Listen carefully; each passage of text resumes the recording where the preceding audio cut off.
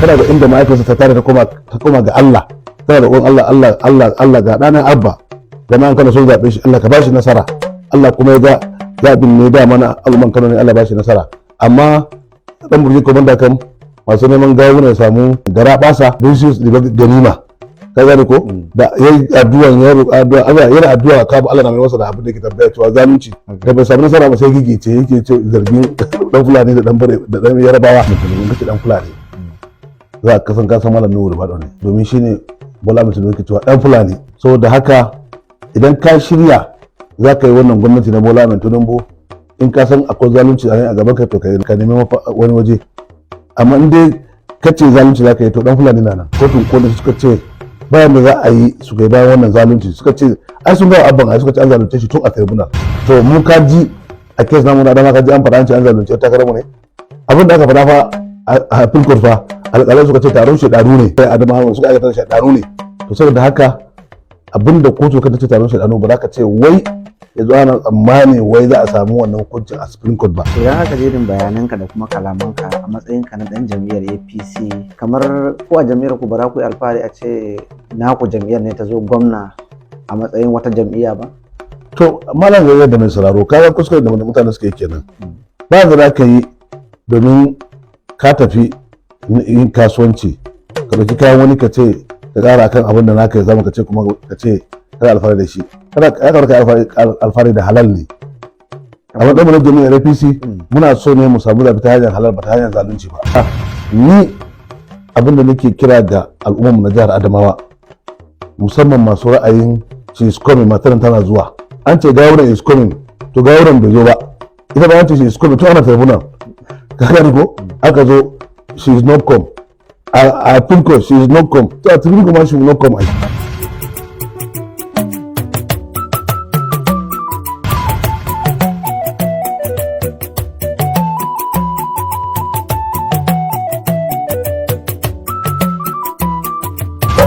Alhamdulillahi, a matsayina na mai radin raya demokaradiyya da zamantakewa, zan ce na yi matuƙar farin ciki da ganin yadda kotun koli ta ceci demokaradiyya. Kuma ya saka faɗa haka? Abin da ana faɗa haka, akwai wa'insu da suke su amfani da damar da suke da shi dama don mawa a demokaradiyyar karan tsaye wajen mai da agogo baya domin biyan bukatan kansu. Kasancewa na ni dan jam'iyyar APC ne, kuma tun 2014 da na shiga wannan jam'iyya muka ba wa shugaba Muhammadu Buhari goyon baya da sauran wanda suka mori wannan jam'iyya daga kansila, shugabannin ƙananan hukumomi, 'yan majalisar jiha, tarayya da sanatoci da gwamnoni. Ina cikin wannan jam'iyya da nake fafatawa, amma kasancewa na dan jam'iyyar APC bai sa ni idona ya rufe ko kuma son zuciya ya mamaye zuciya na goye bayan zalunci ba. Domin a sanin kowa ne a ƙasar nan, ran da aka yi zaɓe ran 18 ga watan Fabrairu, an zo an yi zaɓen gwamnoni bayan an yi na shugaban ƙasa, jihohi 36 an sanar da kowane jiha da nasarar da kowa ya samu, musamman jihar Kano, wanda tun kafin zaɓen a riga an san abin da zai faru. Ba ɗan siyasa a Najeriya, balle ma jam'iyyar APC, da ya sa rai cewa APC ya ci zaɓe a jihar Kano. Da ko me dalilin da saka faɗa haka? Dalili kuwa shine ko a 2019 an gani ta kaya, kusan ma mu irinmu masu raya demokaradiyya muna gani a 2019 ma jami'ar APC ba ta ci Kano ba, domin sai da aka je aka ce inconclusive din ma ana ganin da ake nunawa da ƙarfi, ana duka mutane a layi, sannan aka ce an ci zaɓe, aka samu rata ƙuri'an da bai takara ya karya ba. Jihar da ake da gwamna, ga gwamnatin tarayya, ga ministoci, ga 'yan majalisar tarayya ga sanatoci, sannan kuma ake da local government 44 da kansiloli. Amma aka ya faru, aka sake aka dawo 2023 aka yi zaɓe. Wannan 'yan kwankwasiya ɗin da ake magana da takararsu Abba Kabir Yusuf ba su da kansila. Aka yi zaɓe suka samu nasara, suka kare jam'iyyar mu ta APC a jihar Kano. Kuma abin mamaki daga baya muna ganin abin wasa ne, tatsuniya ne. Aka ce an je kotu, tribunal ta ce ta cire ƙuri'a 165 na jam'iyyar NPP da suka zaɓi Abba Kabir Yusuf da shi, cewa ai wannan katin jefa zaben ƙuri'a ɗin babu sa hannu akan stamp da aka buga na INEC. Asali aka ce kuma shi injina Kabir Yusuf ɗin ma ai ba ɗan jam'iyyar ANPP ba ne, bayan kuma shi ya tsaya mata takara a 2019. To kaga wannan abun, da yawan mu da muke cikin jam'iyyar APC, da yawan mu da muke kishin demokradiyya, da yawan mu da muka dogara da cewa a yau a Najeriya dai ba ɗan siyasa da ya gugurmayan siyasa har ya zama sanata, ya zama gwamna, ya kawo gwamnoni, ya kawo shugaban ƙasa, sanatoci, 'yan majalisar tarayya, jiha, kansila. Yau shine shugaban ƙasar Najeriya, shine Bola Ahmed Tinubu. To muna ganin cewa in dai wani sandan mutuncin demokaradiyya ba da kai shi, sai muka gani kusan ana so amfani da daman da ya ba wa'insu a rusa demokaradiyyar da ya daɗe yana fafutukanta. Ganin 'yan Najeriya ne kuma cewa a duk lokacin da ake wannan ƙoƙarin yin wa demokaradiyya karan tsaye a Najeriya, a ta jihar Kano, wanda ita ne uwar demokaradiyya, inda aka yi Mallam Aminu Kano jagoran talakawa, a ce za a mata irin wannan. A daidai lokacin kuma da shi shugaba Bola Ahmed Tinubu yake nuna bakin cikinsa da juyin mulki da aka yi a Nijar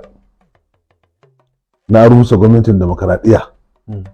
To sai aka waye gari wa'insu su mai da wannan damar su rusa gwamnatin demokaradiyya a jihar Kano. To mu matuƙar gaske, rai da gaske, wannan abun dama ya ci mana rai. Muna ga in haka ya faru zai kawo koma baya a tsarin demokaradiyyar Najeriya, kuma zai kawo koma baya a gwamnatin da muke kirarin cewa wanda ya fafutukar raya demokaradiyya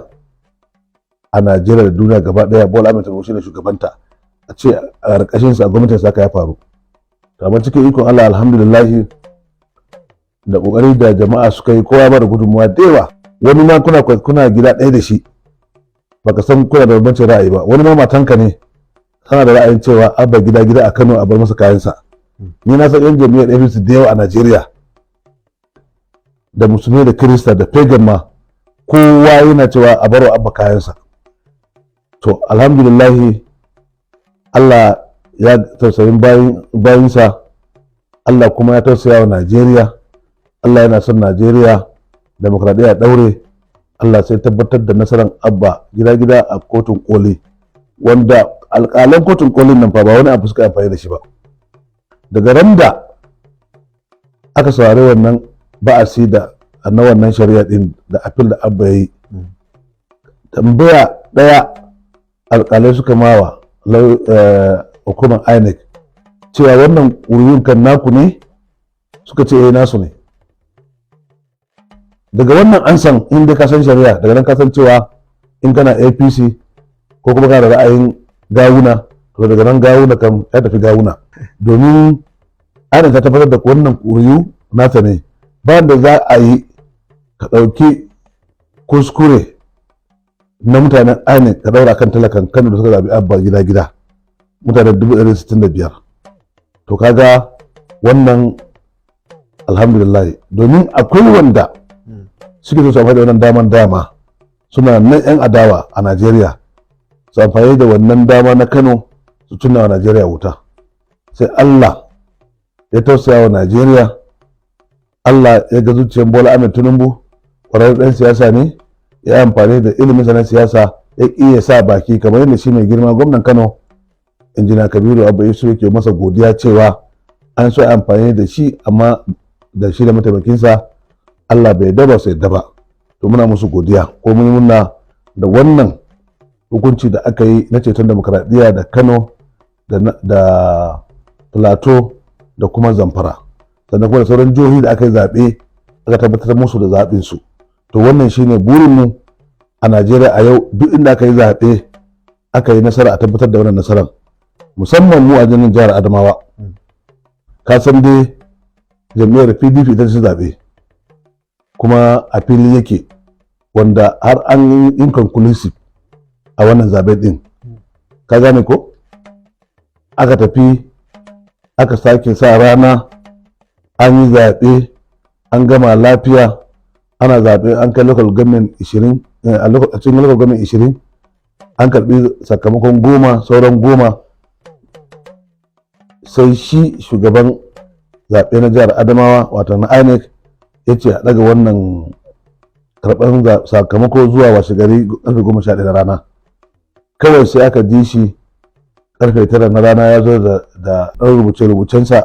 a jusa na takarda, ba kowa, ya tsaya ya ce ‘yan takarar jami'ar APC na ci zaɓe. Mu a matsayinmu na jami'ar APC ba abin da ba mu kunya.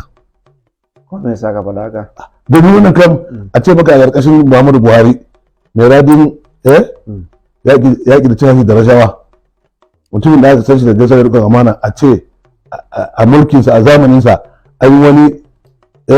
shugaban ana mai suna Hudu Arewa barista ko lauya ne, ya zo a idon turawan duniya masu sa ido a harkokin zaɓe, a idon manyan 'yan jaridun Najeriya na duniya gaba ɗaya da Najeriya, ya irin aikata wannan aikar. Ka gane ko? Kaga ai sai a ce maka demokradiyya kan a nan lokacin da an mata faɗi, kan kuma ta fashi da makami na tsaka. To amma alhamdulillah duk da haka wannan, amma wannan lokacin ba ku ji irin waɗannan hujjoji da shi dakataccen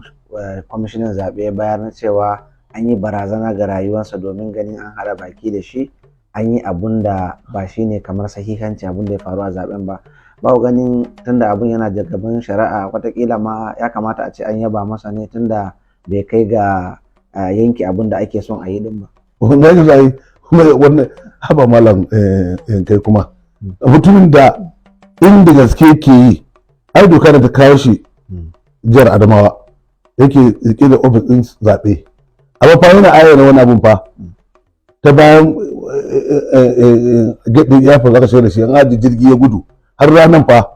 yau ana neman sa Adamawa, ya ce maka da finin jar, gobe ce maka ya fara da lafiya yana ta cin hospital a Bauchi. Ai da gaske ke, ai da ya zo kotu, ai ya ga abin da yayi, abin da yayi kawai dama ayan kaba shi yana magana ya ce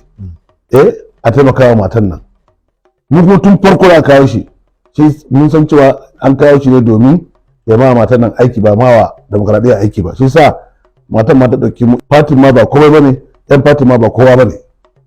tana ganin tana da daurin gindin Hudu da kuma wa'ansu a Abuja za su kawo gwamnan Adamawa. Kar ka manta fa mai girma shugaban Muhammadu Buhari, saboda kawai an riga an samu saunin ra'ayi, yace mu kafa tarihi a jihar Adamawa, mu yi mace na farko. To nan da muka ce masa kasan ya kamata a fara daga Daura, domin a tarihin kasan nan a Daura da kai Daura ma, kasan Daura ma mata ne suke shugabancin a lokacin, sai Usman Dan Fodio zai yaƙe su ya kafa tutar musulunci. To sannan ba a yi gwamna mace a wajen ba, ko kai ko yau majalisar jiha ta ɓoye daga Daura ba mace. Tare mun kawo mata a House of Assembly, Rep da Sanata, amma ce tarihi za a fara kafa, sai a fara kafa a masarautar Modibo Adama. Ka gani ko muka ce ba da, saboda haka ina son gaya maka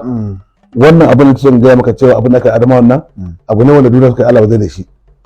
Ka gani ko United Nations sun yi Allah waje da shi, ƙungiyar Radin Raya Demokradiyya Santa na America a duniya sun ce Allah waje da abin da kai Adamawa.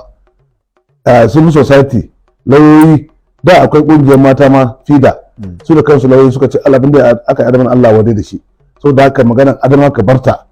abinda ake so a Adamawa ba ci nasara ba, in ka kullu su ɗin bai kamata a yi shi ba, domin duk da aka ce an yi obabutu aka mata kashe zaben ne, Hudu bai kashe ba, domin yana so ya kawo matan nan gwamna. To wannan ma Allah ya ce demokradiya. Idan aka je irin bayananka da kuma kalamanka a matsayinka na dan jam'iyyar APC, kamar ko a jam'iyyar ku ba za ku yi alfahari a ce naku jam'iyyar ne ta zo gwamna a matsayin wata jam'iyya ba? To malam zai da mai sauraro kaga kuskure da mutane suke kenan. Ba za ka yi domin ka tafi yin kasuwanci ka dauki kayan wani ka ce ka ƙara kan abin da naka ya zama ka ce kuma ka ce kada alfahari da shi. Kada ka alfahari da halal ne. A matsayin na jami'ar APC muna so ne mu samu zaɓi ta hanyar halal ba ta hanyar zalunci ba. Shi sa ga abin da shi da mu demokradiyya siyasa kenan muke rayuwa demokradiyya da zamantakewa domin mu kare haƙƙin al'umma da mutuncin al'umma ba mu ai Allah da kansa cewa Allah ya ce shi mai tsarki ne ba ka abin da bai da tsarki. So da haka kuma ya kamata kai koyi da abin da Allah ke faɗa a matsayin mu inda muke cewa all APC nan all progressive congress ne. Ka gane ko taro ne na mutanen da suke da ra'ayin ci gaba da gaskiyar da riƙon amana. To sai mu waye gari ko mu goyi bayan rashin gaskiyar da riƙon amana ai ba zai yi ba. So da haka shi sa ka gani mu ba siyasa da muke mun kasance yan APC ne amma zuciyar mu gaba daya a APC shine muna son gaskiya da amana duk wanda ya ci a bashi ai na maka bayani a baya ya da ka zauna kuna kaman misalin Kano kuna da local government 44 shekara 8 a ce mutum da ba su da kansila ko daya su ci zabe ka gani to so da haka mu a yanzu abin da muka fahimta da abin da muka gani hankalinmu ya kwanta yanzu demokradiyya a Najeriya ta zuwa da gindinta kuma mu a matsayin mu na APC da muka zabi Bola Ahmed Tinubu yanzu ne muka hankalin mu ya kwanta cewa Bola Ahmed Tinubu zai miki kafa ya yi mulki da a ƙarƙashin jam'iyyar APC da aka zaɓe shi talakawa su mori wurin demokradiyya kamar da ya ayyana cewa zai sabanta 'yan Najeriya tsammanin da suka cire cewa ba sa samun ci gaba da walwalan al'umma a Najeriya ba. A lokaci ɗaya da kake yaba matakin da kotun koli ta yi a matsayin kan ɗan jam'iyyar APC mai rajin raya demokradiyya da zamantakewa a bangare ɗaya akwai wasu daga cikin 'ya'yan jam'iyyar APC ko in ce magoya bayan jam'iyyar APC waɗanda suka fito suke alawadai da irin matakin kotun koli wadda suke zargin cewa kamar an musu karfa-karfa ne aka kwace wannan nasarar ta gawuna da kuma wasu daga cikin rashin nasarar da jam'iyyar APC ta yi a wasu jihohi har da nan ma jihar Adamawa. Menene za ga wa al'umma bai bambanta ka da ra'ayin waɗancan mutane waɗanda su ma 'ya'yan jam'iyyar APC ne kamar ka? Gawuna ba samu nasara ba a wajen al'ummar jihar Kano. Gawuna nasara ne ake so a bashi da cewa an kuskure wajen sa signature akan stamp na zaɓen da mutane 165 suka yi. Ka gani ko so da aka wannan kuskuren wannan ka gani ko ana so a ɗauki kuskuren ana ɗaura mutanen Kano 165 a nan ne yake wannan kuskure na shi nasarar gawuna da masu ra'ayin gawuna ka gani ko so da haka ka gani shi sa su kotun koli da yake kotu na mutane wanda su ne na ƙarshe wajen tunani da ilimin sanin shari'a suka amfani da cewa ba ni ra'ayin laifin ainihin shafi talakan Kano ka gane ko to so da haka wannan kenan su kuma wanda suke ganin cewa kaman ai karfa ina ga rashin sani suke da shi akan abin da ke faruwa ko kuma son kai ne ya musu yawa zan ce maka to ko me yasa ka bar haka son kai bane baka ya mutum zaka lokaci a cire kuriyar mutane 165 don an samu kuskure ba sa signature ba wanda komai shi talaka mai zaben nan ba shi ne masa signature din nan ba ka ce wannan kuma ka ce saboda wani kake so amfani da wannan daman a dauki nasara na abba gida a baka kaga a wannan ma daga nan ma ai kaga in haka ya faru saurayi ya zo a cikin wannan wasu zargi da ake ana ganin kamar wasu daga cikin kusoshin gwamnatin shugaba Bola Ahmed Tinubu suna bin bayan fage wurin amsan kuɗaɗe domin ganin an kyautata wasu daga cikin gwamnoni da basu kai ga nasara a wannan kotun koli ba wannan yasa wasu daga ciki magoya bayan jami'ar APC suka fara fitowa suna Allah wadai da matakin da abun da suke zargin cewa an yi haka zalika sun bayyana cewa waɗannan mutane din suna da hannu a wurin yi wa jami'ar APC zagon ƙasa a wasu jihohi a Najeriya ciki har da jihar ku na jihar Adamawa me zaka ce akan shi kuwa? to wato kasan shi dan Najeriya duran da bukatarsa bai biya ba to dole sa zargi akan wa'insu. A yanzu mu ma kanmu Adamawa da jam'iyyar APC bukatarsa bai biya ba cewa ake wai mun yi antifati, bayan mu ne kuma ake faɗa cewa ba a bukatar mu, da mu ba mu za a yi. Yanzu kuma da ba mu din ba a yi ba sai aka ce mu ne kuma. Saboda haka ɗan Najeriya kullum haka yake.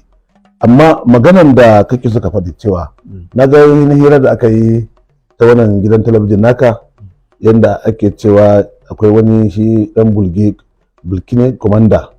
inda yake zargin cewa akwai wasu manyan jami'an gwamnati na kusa da Bola Ahmed Tinubu, daya Fulatani daga arewa maso gabas, yana wani kwatance nashi ko kuma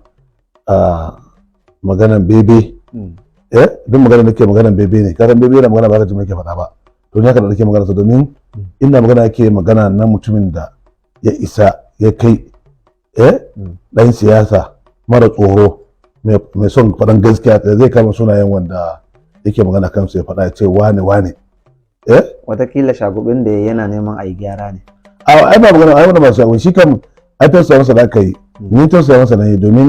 mutum da ya tare ya je Makka yana roƙo, ya ce na roƙon Allah domin gawo ne karɓi gwamnan Kano abinda ba nashi ba, sai kuma Allah bai karɓi addu'ar da yake bara ba, kaga yi dole kaga ya gigice ai. Saboda haka shi sa ni maganar sa din da yake ina tausaya masa ne. Duk manzo Allah sallallahu alaihi wasallam cewa yayi duk mutumin da yake da mai kudin sa ya kare, da kuma mutumin da yake mulki bai shira ba mulki da kare, ka tausaya masa. Saboda haka ne yasa nake tausaya wa shi ne wannan magana, shi dan bulki komanda. Kaga in ka lura shekaru ya zo masa, kuma yana ganin ta wannan hanya ne dama ta samu ko dama ta samu ba,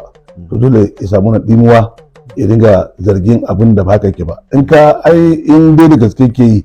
shi dan jami'ar APC ne, to ya kamata ya yaba ne da abin da ya faru, ganin cewa APC tana da jihohi wajen 20 da wani abu a Najeriya da gwamnoni, da take da rinjaye a senators na Najeriya, da take da rinjaye a House of Reps, kuma House of Assembly, ranar hukumi a Najeriya da kansu ita take da rinjaye. Saboda aka don ba a samu jihar ta Kano ba, na ga sai ya gode wa Allah. Kuma da gaske ke siyasan mu muna ɗaukan Kano har gobe a jiha ce da take da muhimmanci a wajen mu na jami'ar APC, domin ba jihar ta ba wa Bola Ahmed Tinubu ƙuriya da Kano ta ba har yanzu. Duk da haka, duk da ma bai ci Kano din ba, amma ƙuriyar da ya samu a Kano ya fi ƙuriyar da ya samu a duk wani jiha a Najeriya. Saboda haka ko gobe aka yi zaɓe, idan muka tsaya a wannan ƙuriyar ma mu alhamdulillah ai ƙuriyar Kano da muka samu a lissafi da aka samu. Saboda haka kaga ai shi gawuna din da yake mai yayi tauhidi, kuma ya taya shi mai girma gwamna Injiniya Kabiru Yusuf murna da sanar da ya samu. Har na ga Alibaba ma ya je ya kai murna Alibaba har ya addu'a. To kaga wannan shi da ake magana, amma kaga da yake shi dan muje komanda gane ko buri ba ta cika ba, kuma abin bakin ciki shine abin da zaka kuma takaici ko abin dariya, mutumin da yake maka bayan ɗakin kafa ya je ina roƙon Allah ka ba gawura nasara, da gawura bai samu ko sai yana cewa wai akwai bai rabe daga yamma na kusa da alako wani dan Fulani daga Karaga daga kan san akwai imo a ciki. Bisa na ji kadi na Hussein Ahmadu har yana maganar cewa za su kai shi kotu, don Allah su yi hakuri su kai su karasa shi maganar kotu, don su kai kotun zai zama watakila rayuwarsa ya kare a kiran fursuna, kuma da iyalai da jikoki da suke bukatan Kwalaji ba mu dawo. Saboda haka ina ga su ya hakuri, ina ba su hakuri Allah su bar maganar kotu, su bar shi da Allah ya fama da ya je kaba ya roki Allah ya mayar da ƙarya zuwa gaskiya, Allah ta fitar da gaskiya. A lokacin da mahaifiyar Abba kuma tana kaba tana ce ya Allah ga Abba ana sa tuta shi a Kano, za masa zalunci, Allah karbi addu'ar mahaifiyar Abba, bai karbi na buge komanda ba da ya je ma ga wani addu'a, ka gane. Yanzu da ga dole ya samu wannan dimuwa a yaso a wasu abubuwa da na roƙa masa abubuwa a wajen Kanawa da kuma al'ummar Najeriya a matsayin da yake cika tausaya masa. To tambayar kusan karshe zamu dawo nan jihar Adamawa. Akwai masu gani yanayin yadda shari'u suka zo a ƙarshe a kotun koli, akwai yiwuwar yanayin shari'ar ku na zaben gwamna a jihar Adamawa zai iya juyawa watakila 'yar takararku na jam'iyyar APC ta yi nasara a kotun koli. Kamar a ƙarshe me za ka ce a wannan gaba shi kuwa? To kafin nan daga ƙarshe, kafin ƙarshe din akan magana da muke yi, kusan dan Fulani da aka sani a gwamnatin Bola Ahmed Tinubu, in kace dan Fulani za ka san Malam Nuhu Ribado ne, domin shine Bola Ahmed Tinubu ke cewa dan Fulani. To dan Fulani nan fa duk abin da ke ba sabo bane, kowa sani ne ya shirye shi da cewa mutum ne duk abin da babu gaskiya baya ciki, duk abu da zalunci baya ciki, abin da ya kware kenan wajen yaƙi da zalunci. Saboda haka idan ka shirya za ka yi wannan gwamnati na Bola Ahmed Tinubu, in ka san akwai zalunci a gaban ka, to ka nemi wani waje. Amma in dai ka ce zalunci za ka yi, to dan Fulani na nan, dan Fulani kuma zai yaƙe ka. Ka gane ko? Yanzu fa a tarihin Najeriya tun da ka fara NSA ba yi NSA irin dan Fulani ba. Kuma sa ka faɗa ka? Abin da na ga maka, duk in ka shiga birnin tarayya Abuja yanzu, gaya maka za a ce maka a ofis ɗaya NSA akwai kuɗi, akwai ɗimbin dukiya, amma dan Fulani ya zuwa wata fiya-fiya kawai. Ka gane ko? Ka san in ka dauki abu wata fiya-fiya ka ci, ka ga ka san kwanan za ku kwana burzaku kenan ko? To haka aka yi da kuɗin ofis ɗaya NSA yanzu, domin kuɗi ne dama ba da aka bi da shi da kuɗin watanda. Kaga ana ta kawai ɗiba, ana ta raba mutane, ana bin da aka ga dama. To yanzu wajen ofis ɗin can wajen aiki ne, in ba aiki da aka yi ba to ka are ta kare. Sannan ina gaya maka yau, ko yau ɗan Fulani ya tabbatar da duniya cewa shi mutum ne mai abin da ake kira shi integrity din nan. Domin me a Najeriya a yau, shugaban ƙasar Najeriya da mataimakinsa da kuma shi NSA duk suna da jirgi, official jirgi da kai su ko ina suka so a duniya. Amma a yau ina gaya maka, tun da dan Fulani ya zama NSA har yau bai dauki jirgin Najeriya ya fitar shi waje ba. In zai tafiya sai ya shiga jirgin 'yan kasuwa ya tafi tafiyarsa, domin yana al'akari cewa wannan daukan jirgin albazaranci ne, wasa da dukiyar al'umma ne. Ya dun shi kadai jirgin ya dauke shi da makarabansa ko ya tafi kasan waje. Ka san duk kasan da ka keta samaniya da sai an biya kuɗin haraji. Duk da jirgin ta sauka ta yi parking sai an biya kuɗin parking. Ya lissafi kuɗin da za ka ce a'a, sai ya gaishe dan shi kadai da dan laptop ɗinsa, dan jakansa. Ya gaisa bai wuce 3 ba, ya sa a cikin jakansa ya tafi zai dawo. Sani da yake gaya maka magana nan ne ba dan arewa. Kai sanin ka ne idan ana irga mutanen su kusa da Malam Nuhu Ribado na ciki. In ban zama ma a gaba ba, to dai in kana ga daya na biyu da na 3. To amma sanin da na masa ko nan yau idan na rashin gaskiya, to fa zai nuna sabuwar kaza, to zai yanka ka gane ko? To wannan shine shi yasa kudin ya ga mutane, duk mutum yake bare da dan Fulani yake tunanin cewa zai kawo masa irin siyasa irin na to ba dai na iya yan girki ta sauka ya sake tunani. Dan Fulani nan ba ka yake ba, shi ba sani ba sabo, ko kai waye, ko kai ɗansa ne, ko kai ɗan uwansa ne, ko kai waye, in kai abin da bai dace ba kace amanan ƙasa, to fa da ku ba da dan Fulani. Ai sani sa ne shi dan Burge Komanda. Dan Fulani fa ya kama IG da dan sanda police, yana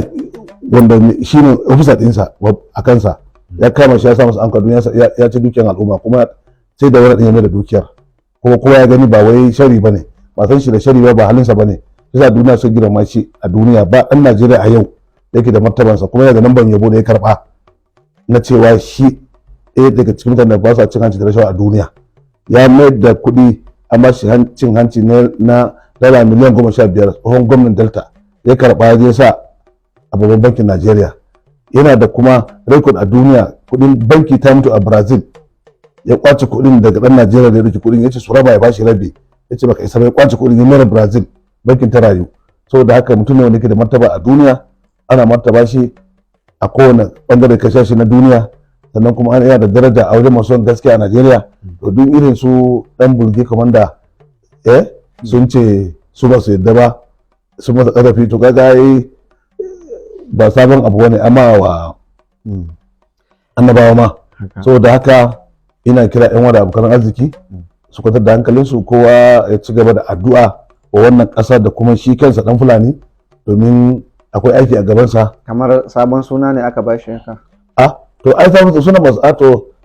Bola Tinubu ba shi masa dan Fulani ai. Ko ka taba ji bai yana cewa kai waye dan Fulani. To in ka ji an ce dan Fulani dai a fadan Bola Tinubu ana maka malam Nuhu Ribado ne. To ya ce shi ma ta ya dauki sunan amma ko dan Fulani ne ai. Ko dan Fulani ne fitikin dan Fulani. Wanda ya talla sunan Fulani a duniya. Yasa kuma yake ga Fulani idan suna da wanda za su masa addu'a su tafa masa wanda ya daga sunan Fulani a duniya shi da malam Nuhu Ribado. Amma wasu a wannan zaɓe ma na Adamawa ma ai ana zuwa ana gaya Fulani cewa shi ya hana Fulani mulki a Adamawa domin ana so gwamnan Adamawa mai ci yanzu ba da Fulani bane ya kwace tun yana da dama su bu Fulani ne ya kwace daman ya ba wa Fulani shi kuma zalunci bai da shi ba ko ya take ko bin kantantan zalunci ne a wajensa saboda haka dan Fulani yana nan a dan Fulaninsa yana nan kuma a kidarsa na mai yaƙi da tashi da rashawa saboda haka maganan Adama da kake magana muka ga mu ce alhamdulillah ina ga maka abin da bai ci Kano ba bai ci Adamawa ba. Kamar me kenan haka? Abin da bai ci Plateau bai ci Adamawa ba, abin da bai ci Zamfara bai ci Adamawa ba. Kamar suna ganin watakila tunda a Kano an samu yanayin shari'un daga kotun farkon tribunal zuwa appeal daga can kuma kololuwa an kalla abin da shari'un ya zama watakila shi yasa suke sa tsammanin cewa kotun koli za ta yi abin da ya dace domin ganin sun samu an mayar musu da abin da suke ganin mallakin su ne. Ba ya zaɓe a Kano shugaban zaɓen Kano ya gudu ya bar Kano ba har gobe har yau shine shugaban INEC na Kano. Har yau kotu ba ta neman shugaban zaɓen Kano ba ta kasar da shi daga INEC ba kotu ba kuma ta neman su amma Adama fa daga ran da ya ɗauki ya ayyana ya takarar mu ta ji wata zaɓe ya to takarda a juyunsa a ranar fa ya fita bayan kofa airport ya shiga jirgi ya samu jirgi tana jiri ya tashi ya bar garin ya zo aka ce ya zo ba da shaida aka kawo shi cikin jami'an tsaro da goyon bayan gwamnatin da ta wuce yanzu kuma kotu shaidar ma da bai ya aduba ga yan ba da shaidar ma wani matsayi zai bayar a matsayin kororin shugaban INEC ko kuma a matsayin mai goyon bayan yan takarar APC a nan suka ga cewa wannan ma illa ne suka hana shi ba da shaida so koma da shi daga ranar yau ana masa a kotu bai zo ba ya ce ya an gan jarafin Nijar ya zo zai zo ya faɗi yana ta cin hospital a Bauchi kan duk wannan fa hujjojin ake bara kenan saboda haka shi ta ce maka Kano fa an samu nasara ne na cewa za a cire Abba a tribunal an samu nasara a appeal court da aka samu aka zo wa kotun koli wanda ana ganin cewa wannan zai bawa APC nasara gaba ɗaya. Aka ce lauyoyi a Kano daban-daban su ta magana wani lauya ta shagube sa wani lauya ta magana wasu ya kware sai mata cewa wayannan dama wancan zalunci za a yi amma wayannan alƙalan kotun koli suka ce bayan da za a yi su ga bayan wannan zalunci suka ce ai sun ga abban ai suka ce an zalunce shi tun a tribunal ka duba fa sun kuɗa musu gaba tun a tribunal an zalunce shi an bata masa lokaci to mu ka ji a kes namu na dama ka ji an faɗa an ce an zalunci ta karamu ne abin da aka faɗa fa a filkot fa alƙalai suka ce taron shedanu ne shedanu suka taron shedanu aka yi adama suka aikata shedanu ne wanda suka aikata ta mada sunan ita wata su zaben nan taron shedanu ne to saboda haka abinda kotu ka ce taron shedanu ba za ka ce wai yanzu ana tsammani wai za a samu wannan hukuncin a Supreme Court ba ka gane ko na gaya maka a baya United Nations sun gudu European Union sun taya murna sun zare ambassador America sun zare duk kowa ya gudu da wannan tafiya wanda ma kuma suka bada gudunmawa wani su sun sa ayyukan su saboda haka maganin cewa za a kwace zaɓin al'umma mutum aka zaɓa mu a Adamawa PDP aka zaɓa kuma ko kun gamsu da cewa jami'ar ta sha kai a ba tun kafin zaɓe mun san za mu sha kai tun kafin a zaɓe mun san za mu faɗi domin mun tafi kanmu a rarrabe mun tafi mafiya fatin fa kanta fa ita kanta ita takarar mu na gwamna ita ejin nata ba fati suka ejin ba ta da jam'iyyar ba ma gaba daya saboda haka nasara kan dama can babu shi to dama sa tunani ne za ta sha ai dama ai ba su tare da abba ai gawuna suke yi gawuna escoming gawuna suke ma suke faɗa yanzu su kuma komai za su samu nasara na abba to ai abba ba zalunci ne ma ba hakkin sa yana kuma Allah ya karɓa addu'ansa da na bayan Allah da na iyayensa so da haka wannan ita ba masa da nasara da mu ma kanmu in APC masu rarra demokradiyya mun amince mun ba da gudunmawa mun bi rana muga cewa abba ya samu nasara ya samu hakkinsa a Kano domin mun tabbatar cewa idan abba bai samu hakkinsa a Kano ba to rushewar demokradiyya a Najeriya ya zo mun daɗe muna harkar nan abin da ya faru aka rusa gwamnatin Shagari a 1984 da shi da ta kansa domin a 1984 da aka zaɓe a 1983 jam'iyyar NPN na Shagari sun kwace Ondo da ƙarfi a UPN daga nan ba zama lafiya ba aka ringa kashe-kashe har soja ya samu dalilin cewa ba zaman lafiya suka juyin mulki to irin sai ake so a mana a Kano da Plateau musamman Kano ma Kano nan da gantan nan in Kano da kama da wuta shikenan to amma alhamdulillah Allah na son mu Allah na son Najeriya Allah na son jam'iyyar APC Allah na son Bola Ahmed Tinubu sai Allah ya kawo mana sauƙin abu Supreme Court Allah ya ga kuma zuciyan al'umman Kano shi ma Bola Ahmed Tinubu da mataimakinsa suka ce to a ji a yi gaskiya suka kisa baki cewa dole sai an kwace Kano ba sai mu samu cigaba saboda haka ni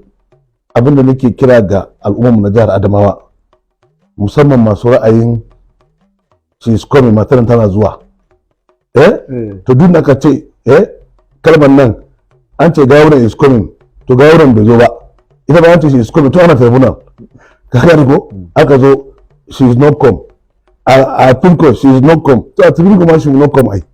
ka gani ko so da haka dama abin da rage ka gani ko